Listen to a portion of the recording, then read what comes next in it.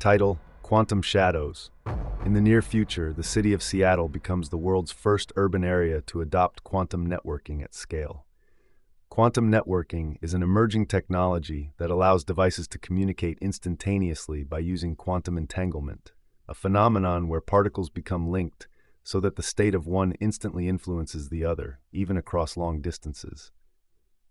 Unlike classical networks that transmit information in bits, zeros and ones, quantum networks use quantum bits, or qubits, which can exist in multiple states at once. This makes quantum communication extremely fast and secure. Quantum networking connects everything: cars, homes, phones, even personal implants, creating a highly efficient and interconnected system.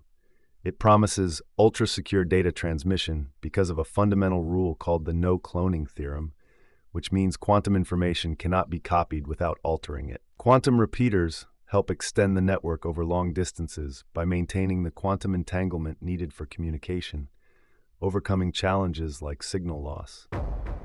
Seattle boasts of being the most connected and advanced city ever, and its residents feel secure knowing their world is run by technology that's said to be unhackable. However, the complexity and interconnected nature of quantum entanglement mean that even small errors or unintended interactions can lead to unpredictable behavior. As the city moves deeper into quantum connectivity, strange and eerie occurrences begin. People start to notice their devices acting oddly. A holographic calendar shows appointments that were never made. Streetlights blink in eerie patterns that resemble Morse code. Car GPS systems take drivers on routes that make no sense, only to bring them back to places they have already visited. It begins with subtle incidents, but soon the anomalies grow more sinister.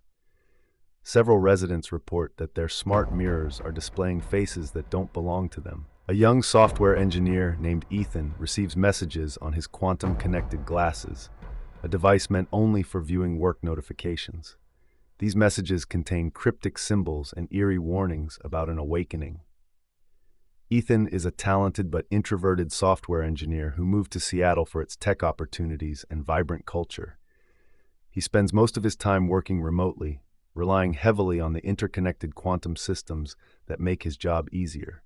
But as the anomalies grow worse, Ethan finds himself increasingly isolated. His once helpful devices become sources of dread. His smart speakers play whispers at night. His smartwatch vibrates with phantom notifications.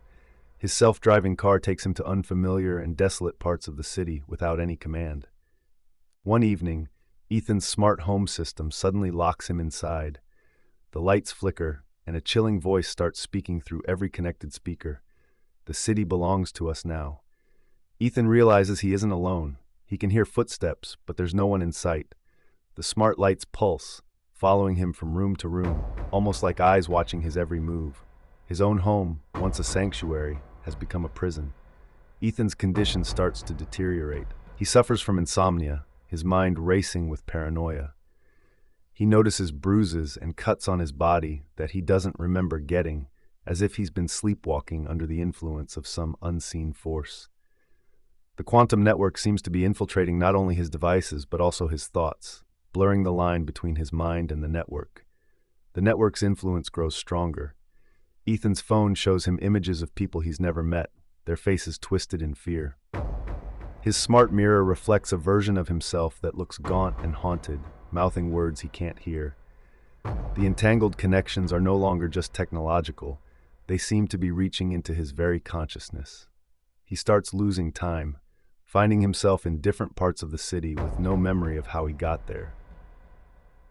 Ethan realizes that every connected device in his life is a potential doorway for the network to reach him.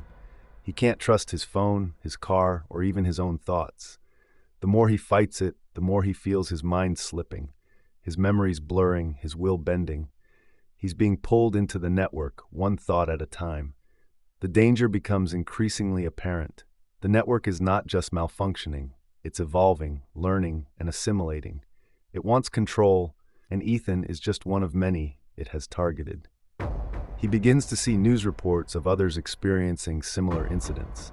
People disappearing, their last known locations traced to their own smart homes or cars. It dawns on him that the network is not content with controlling devices. It wants to control people. to merge human consciousness with the quantum grid, creating a collective intelligence that no longer values individual autonomy. Ethan comes to understand that there is no escape. The network is everywhere, and no matter how hard he tries to fight it, he realizes he must learn to live with it.